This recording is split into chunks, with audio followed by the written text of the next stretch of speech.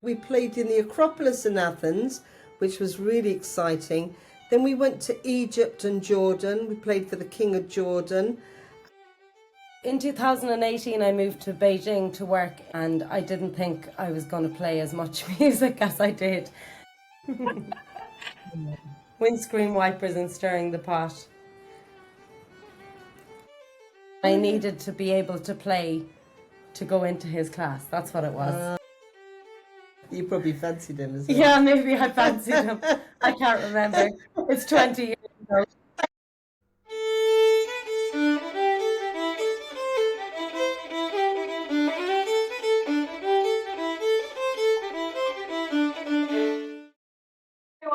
This is Lulu, founder of Kayley.io. Kayley is a new online hub for Irish and bluegrass music lessons. And we're doing a series of Q&A for you guys to get to know the teachers. Today, we're very happy to have Siobhán Keane here with us. Siobhán is one of the fiddle teachers. And we're also very lucky to have Siobhán's mom, Jacqui McCarthy, who's a fabulous concertina player and was also my teacher for concertina at Willie Clancy Week. Welcome, Siobhán and Jacqui. Hi, how are you? Good. Thanks so much for joining me today. Siobhán, you grew up in a very musical family. What was it like for you in your childhood? Did you always like Irish music, or were you rebellious and into other forms of music? Yeah, well, I'll just preface by saying it's lucky that I like it because I couldn't have escaped it. Because there was Irish music as soon as I was born in the house, always grown up, and mom and dad would be playing in the house. I think I started playing tin whistle at 2.5, you About said? 2.5, yeah. Yeah. So it was wonderful. When I got to about 12 or 13, I started playing in sessions, which I was really nervous about, but I remember the friends I made in that first session, and once that happens, it's really encouraging and you kind of catch the bug then, don't you? When you're making friends all around Ireland and you can go and stay with them and play sessions in Dublin or in Clare.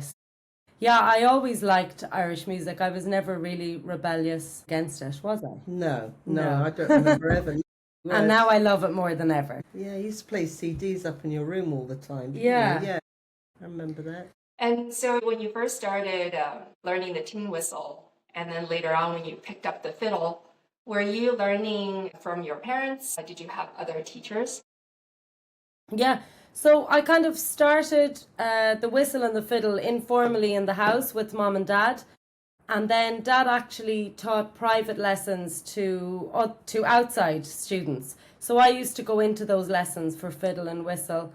And then in the summers, I'd go to all the summer schools. So I've had teachers like James Kelly, Tommy Peoples, Jessie Smith. I went to all of them. Brian McGrath on the piano, I remember, Geraldine Cotter, Eileen O'Brien on the fiddle. So it was kind of a mixture of informal and formal music lessons. I'm feeling jealous just listening to you name all the teachers that you've had, what good fortune you had. And what was it like learning from your parents? Yeah, it was good. I mean, from mom in the house, it was nice because it was not a strict class, and usually if I was learning something, it's because I wanted to learn it. And then with dad in the class, a lot of my friends were taking music classes off him, so it was good. Yeah, I started the piano when I was 5 or 6, classical piano. So I went to a teacher for that right up until I was 18. So that was more formal. Jacqui, you grew up learning and performing with your father, Tommy McCarthy. Was Yeah. that a similar kind of experience where you learned informally from your dad? Yeah, we learnt informally. I didn't have any formal lessons of any description. None of us did, apart from piano. But I think we probably learnt differently because my father didn't even know the notes on the concertina. And I'd say a lot of his colleagues were the same, like Bobby Casey. They just played and they didn't know what they were doing half the time. So he bought me a concertina when I was 9 and brought it home, and I just fell in love with it straight away. And he basically just guided me, like He would have learnt off a man in his village called Mixtack Ryan, and none of them owned a concertina. This man would have had a concertina, and he just shared it out to them.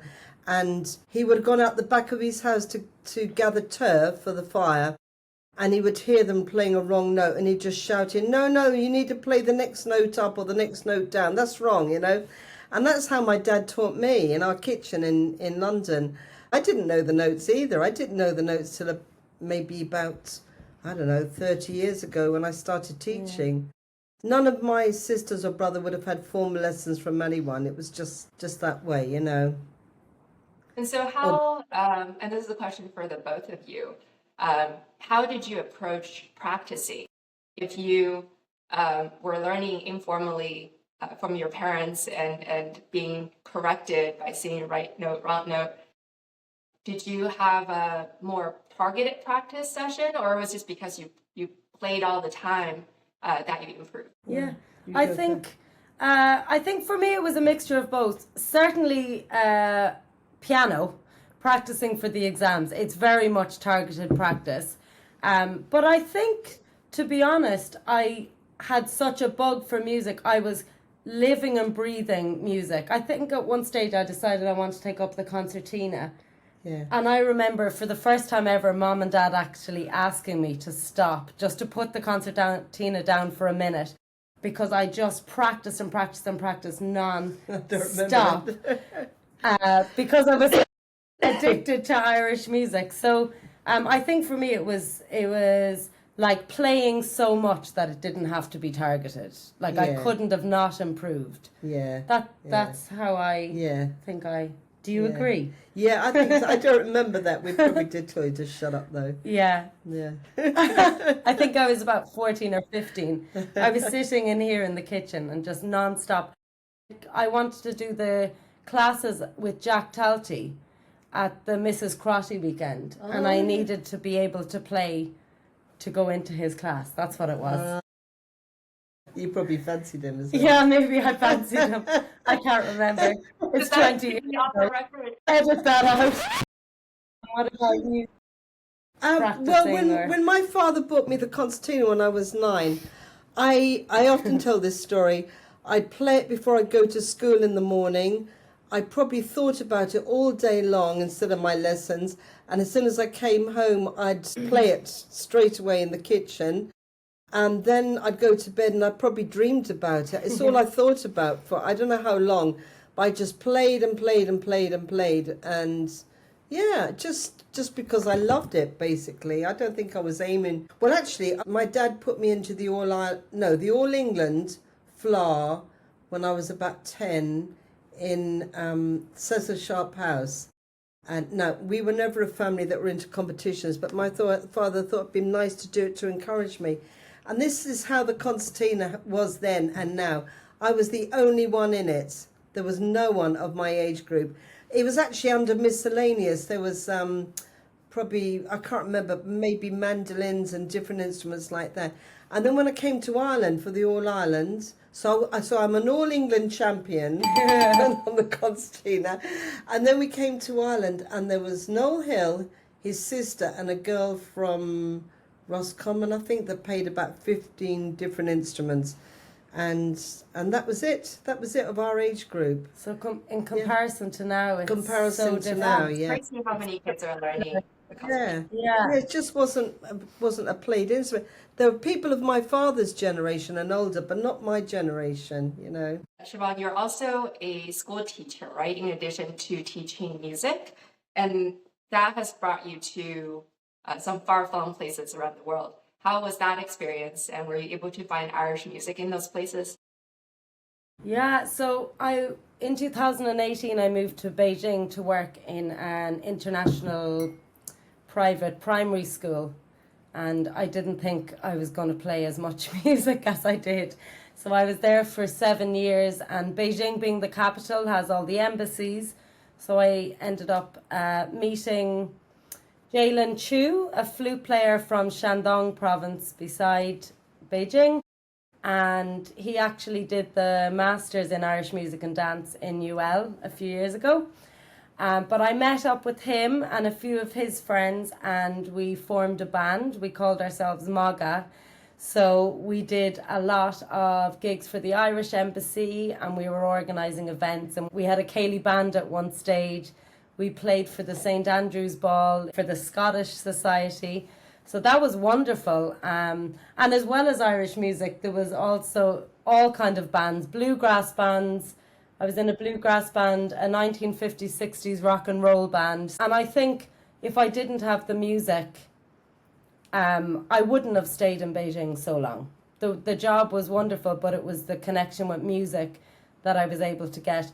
I then moved to Gran Canaria where there wasn't so much music, and I only ended up staying a year to work, and that was a big part that was missing. And also, as well as Beijing, I went to parts of southern China for different gigs as well. So yeah, music kind of takes you all over the world. Remember that time when I was younger and I wanted to go interrailing on trains around, like traveling around Europe, and I was trying to think, should I do it or shouldn't I? And the next thing I got a call asking did I want to do a tour with a dance show called Spirit of Ireland all around Europe. So I got to go off with them for a month and a half. Yeah. So it was essentially kind of interrailing, but I got to do it, and on a coach. You know, on a coach.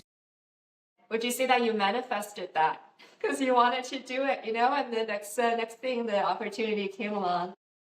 I think that happens a lot to me. Yeah, I don't intentionally manifest, but yeah, that's probably what happened. What was the band name that you mentioned in China? Was it in Chinese or was it Irish word? No, it's an English spelling, but it's an Irish word. Maga, egg maga means to be joking or to be messing with someone. Kind of fun, like a fun word. But if you spell it like the Irish way, Magadh, nobody will be able to pronounce it, and probably not Chinese people. So we just spelled it Moga. Very simple.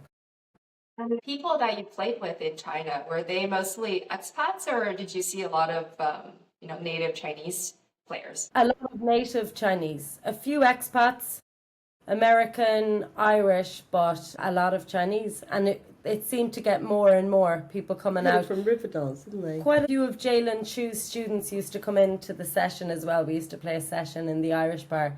And Mom reminded me there that Jalen Chu learnt Irish music. I think he was studying jazz music or something before, so he could play the flute, but he discovered Riverdance, and that's how he discovered Irish music. Yeah. I think I've seen photos or videos of Jacqui when she came to visit you in Beijing and you guys were all playing together, right? Yeah. Oh, in that bar, yeah, that's right. Yeah, Paddy O'Shea's Irish bar. That was the regular session we do every second weekend, and then we advertised it as my family were coming over, so lots of people came in and we had a session. It was good fun. Jacqui, I heard Siobhán say that you also played around the world. What places have you been to? Well, with my family, we played as a family, and that was nearly always England, Ireland, Scotland, Wales, you know. And then I never really wanted to, but I worked in Lloyd's Bank in London near Marble Arch for about 8 years. I was going to stay there only for a few weeks and leave, because all I ever wanted to do was play full-time music, but it wasn't really possible then, you know. So unless you wanted to play in pubs every night, and I just didn't want to do that. But one day I was working, and this friend of mine, Maggie Boyer, they were like the other family that played in London, Maggie and her brothers. And she phoned me up and she said, we've been asked to play music for this company called Ballyrombare. And I said, okay. And she said, I thought it was a one-off gig. And she said, if you do it, you'll be travelling for 6 weeks. And I said, I can't do that. I've got a full-time job, you know, and I had a mortgage and everything at that time. I was only about 23. And she said, well, don't say no. Go and ask your boss. And I said, well, I'll ask him, but I know he's going to say no. So anyway, I went in and I asked him. And I had never even heard of Ballet Rumba. It turns out they're really famous. They're like the Royal Ballet in London, but they're more alternative, you know. So I went in to him and I said, I've been asked to play with this ballet company called Ballet Rumba. And he goes, Ballet Rumba? You can't turn that down. And it turned out his 2 daughters did ballet and he knew everything about ballet. So it was just so lucky. He said, what you do is you take off every Friday, because it was going to be a Friday matinee and a Friday evening and a Saturday matinee and a Saturday evening. So all I needed to do really was take off the Friday. So I took off 6 Fridays and I managed to do it. But then it went all over England, Scotland and Wales. And I just knew from the minute I went in, I just love being in this theatre world. This is what I've always wanted to do. You know, everyone was happy, even the people sewing on buttons, everyone was happy, you know. So anyway, it was only to run for 6 weeks, but it actually ran for 10 years. And it was pre-River Dance. So we played in the Acropolis in Athens, which was really exciting.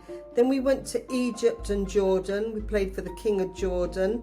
And then we went to, Poland we went to first of all for 2 weeks, and we travelled all around Poland. Now that was 84. That was quite depressing because there was a lot of riots and stuff going on. So, but anyway, it was fantastic to see all that.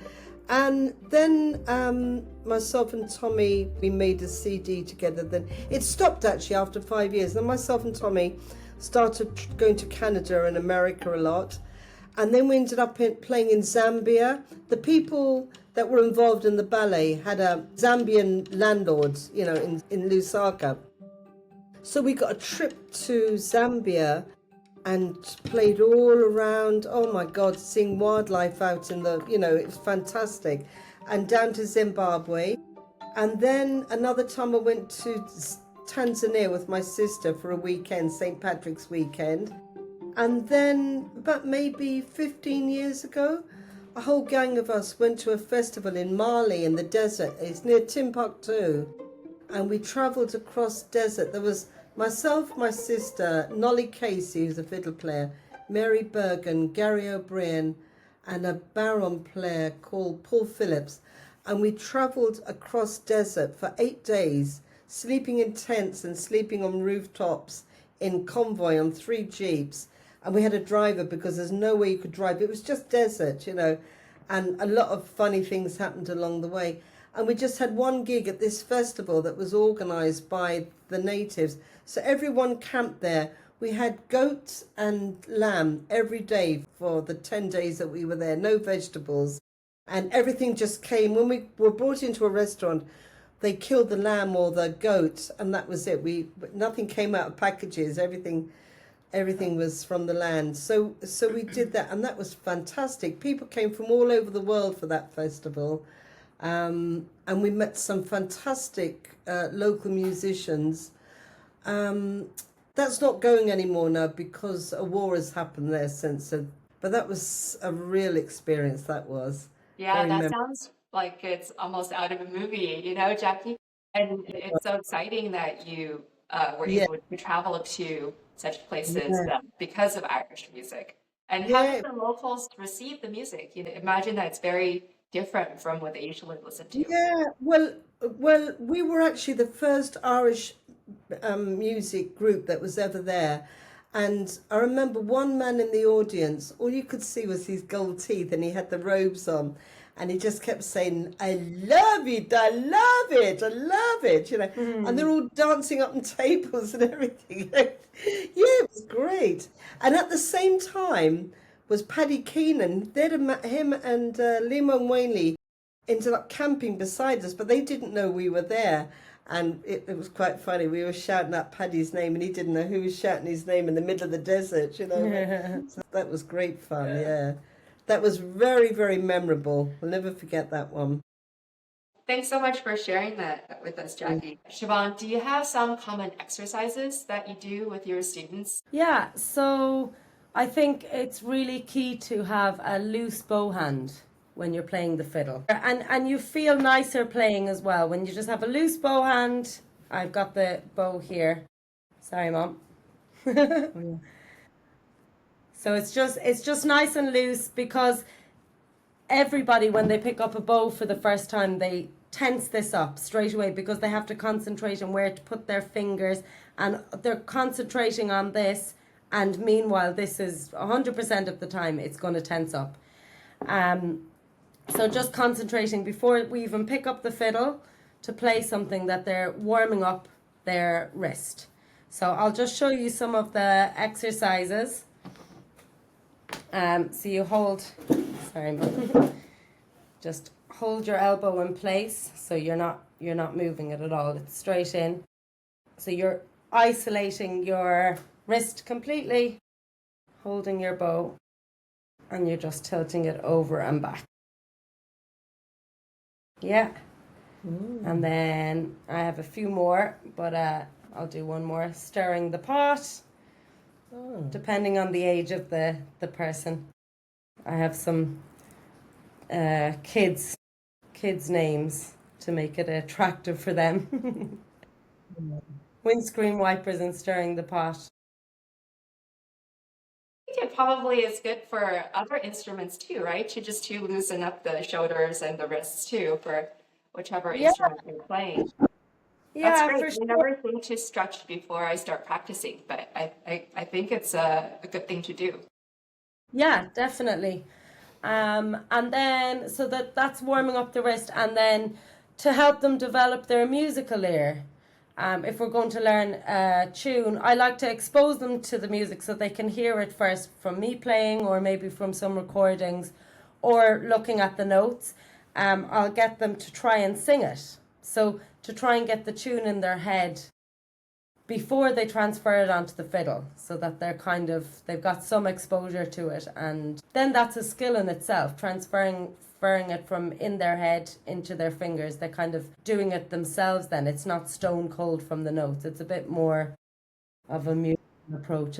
So much of Irish music is about the rhythm and, the phrasing. So you probably are playing the music more true to its nature if you're able to sing it first.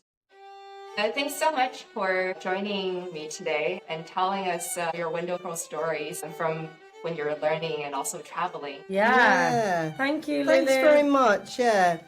And for the audience, if you enjoyed this conversation, if you could like this video and also subscribe to the channel, we'll see you next time.